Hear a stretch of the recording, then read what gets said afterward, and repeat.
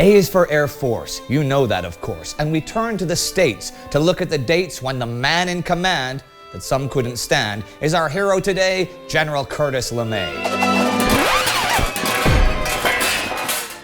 I'm Indy Neidell, and this is the World Dictionary. Today's dick is Curtis LeMay. Why was he a dick? I'll get there in a minute. What he was, other than a dick, is a U.S. Air Force general, chief of staff of that Air Force, and a vice presidential candidate. He was born in Ohio in 1906 and died in California in 1990.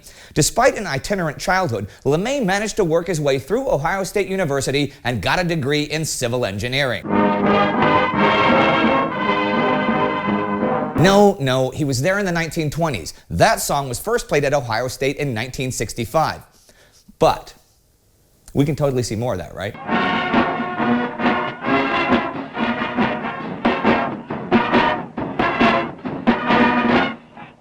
That footage is from 1965, just 1 week after Hang On Sloopy topped the charts. But anyhow, Curtis "Sloopy" LeMay, who the song was not named after because if it were, he would not be on this channel, was commissioned in the United States Army Air Corps in 1930. He was actually one of the first pilots to be trained as a navigator, and he was pretty damn good at it, as his flying career was exceptional. World War II saw Major LeMay rapidly promoted all the way up to general as he began the war in Europe, but eventually commanded combat operations against Japan. LeMay was popular with his flight crews, and he was known as Old Iron Pants because he used to iron everybody's pants, and Big Cigar because he smoked a big cigar. He was extremely tough on his crews, but was an excellent combat commander.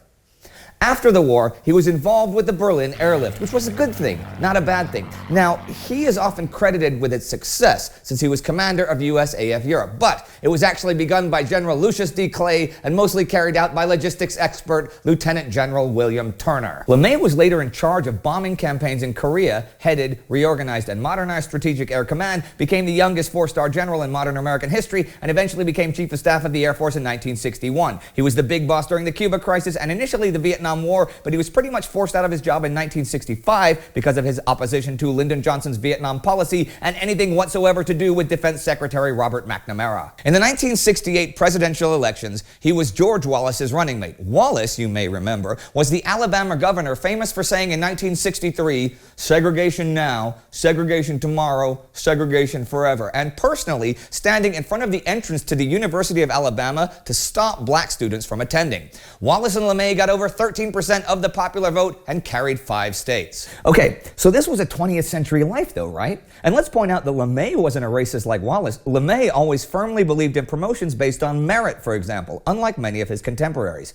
So how was he a dick other than running for office alongside some racist dude? Well, he was a dick in all manner of ways, my friend. There was the firebombing of Tokyo that he orchestrated, for one thing, and the firebombing of 63 other Japanese cities. But in 3 hours over Tokyo, 100,000 civilians were killed and 16 square miles of the city were incinerated. The firebombing campaign as a whole may have killed as many as 500,000 civilians in 6 months and left some 5 million homeless. Now, this was clearly illegal under the Hague Convention, and LeMay was aware of the slaughter of non-combatants. He told the New York Times, "If the war is shortened by a single day, the attack will have served its purpose." He also said that if the U.S. lost the war, he expected to be tried for war crimes. So yeah, he knew what he was doing.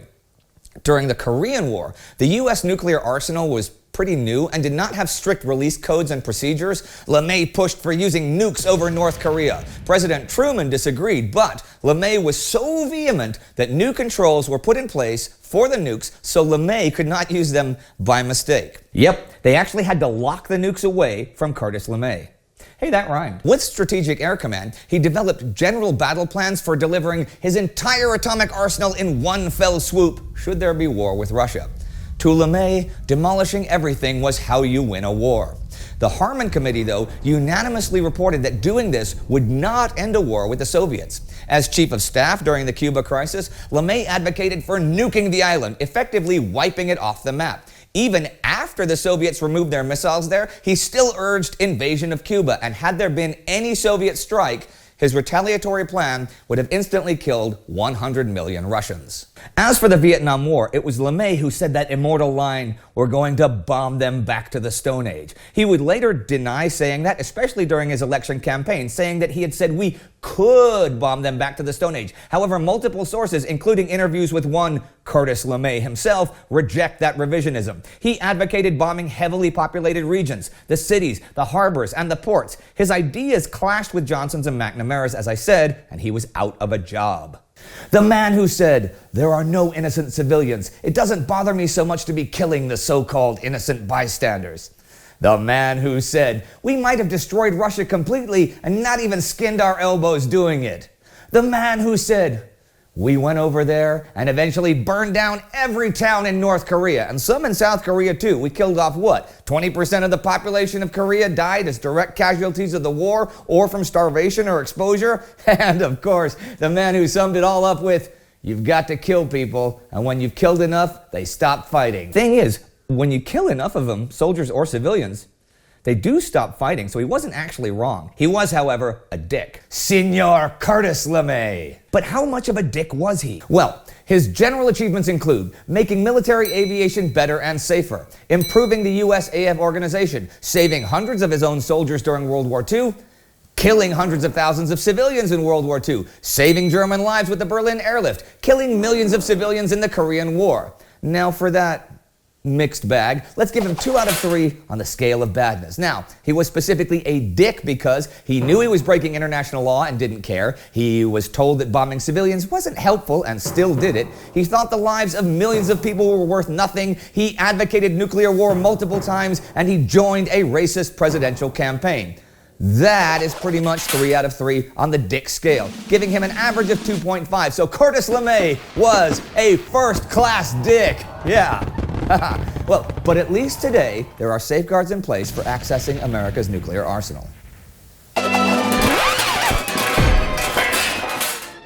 That's it for today. If you know of any dicks throughout history that we should talk about, let us know who they are in the comments and tell us why. And remember, living people do not count. You can click right here for our dick playlist. Do not forget to subscribe to never miss a single letter of the alphabet. And hey, don't be a dick.